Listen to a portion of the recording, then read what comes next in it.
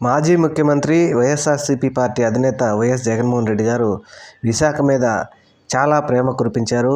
ఆయన ముఖ్యమంత్రిగా విశాఖ వెళ్ళిన ప్రతిసారి విశాఖ తీరాన సముద్ర తీరాన మనం ఎంతో అభివృద్ధి చేయాలి అని చెప్పేసి ఆయన విశాఖ మీద ఎంతో ప్రేమ కురిపించారు.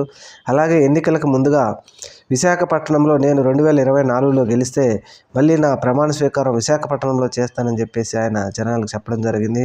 అయితే కాలం గిర్రున తిరిగింది. మరి జనాలకు నచ్చలేదో, లేకపోతే ఆయన అన్నట్టుగా శకుని పాచికలు పారినాయో తెలియదు, లేకపోతే ఇప్పుడు అందరూ అనుమానాలు వ్యక్తం చేస్తున్నట్టుగా ఈవీఎంలు మార్పో తెలియదు, కానీ ఆయన ముఖ్యమంత్రిగా గెలవలేకపోయారు. అయితే ఆయన చెప్పినట్టుగా ముఖ్యమంత్రిగా ప్రమాణ స్వీకారం చేయడానికి రావటం లేదు, కానీ అక్కడ అచ్యుతాపురంలో సెజ్లో చనిపోయినటువంటి ఆ బాధితులను పరామర్శించడానికి, ఆ బాధిత కుటుంబాలకి భరోసా ఇవ్వడానికి మొదటిసారిగా విశాఖలోకి జగన్ గారు అడుగుపెట్టబోతున్నారు.